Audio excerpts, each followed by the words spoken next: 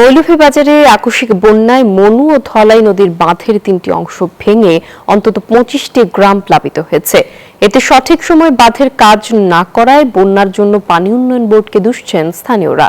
শেখ সিরাজুল ইসলাম সিরাজের তথ্যচিত্রে desk report. বাঁধ ভেঙে হু হু করে লোকালয়ে ঢুকছে পানি, তলিয়ে যাচ্ছে ঘরবাড়ি, ফসলি জমি। টানা ভারী বৃষ্টি ও উজানের ঢলে মৌলভীবাজারের মনু নদীর পানি বেড়ে বিপদসীমার উপর দিয়ে প্রবাহিত হয়। বেড়েছে ধলাই নদীর পানিও। Bashundhara public school and college 2026 শিক্ষাবর্ষে ভর্তি চলছে। আর এতেই মনু নদীর বাঁধের 2টি অংশ ও ধলাই নদীর বাঁধের 1টি অংশ ভেঙে যায়। এর ফলে রাজনগর, কমলগঞ্জ, কুলাউড়া ও সদর উপজেলার অন্তত 25টি গ্রাম প্লাবিত হয়। পানিবন্দী হয় প্রায় 35,000 মানুষ। ডুবে যায় ঘরবাড়ি, রাস্তাঘাট ও বীজতলা। অনেকে পরিবার নিয়ে আশ্রয় নেয় বাঁধ ও আশ্রয় কেন্দ্রে। স্থানীয়দের অভিযোগ, সঠিক সময়ে বাঁধের কাজ করতে না পারায় বন্যায় নিমজ্জিত এসব এলাকা। পানি উন্নয়ন বোর্ডের গাফলতিকে দুষছেন তারা। এদিকে প্লাবিত অনেক এলাকায় এখনো পৌঁছায়নি সরকারি সহায়তা।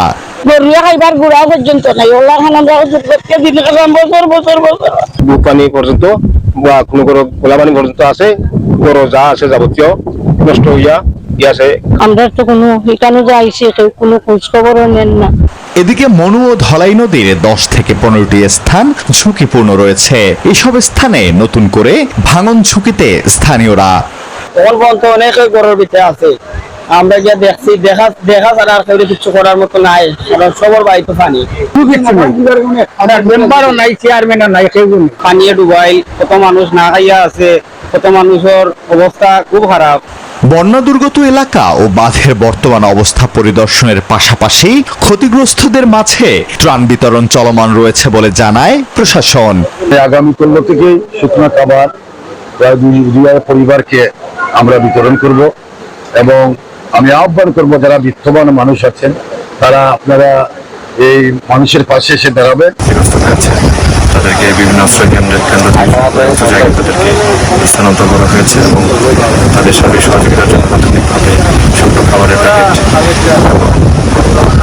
চাল এবং টাকা তাদেরকে প্রদান করা হচ্ছে। বন্যার পানিতে তলিয়ে রাজনগর আকুয়া গ্রামের আরশাব আলী নামে এক বৃদ্ধের মৃত্যু হয়। এছাড়াও একামথু এলাকায় বানের পানিতে ভেসে আসা অজ্ঞাত এক নারীর অর্ধগলিত মরদেহ উদ্ধার করে পুলিশ। Desk report, news 24।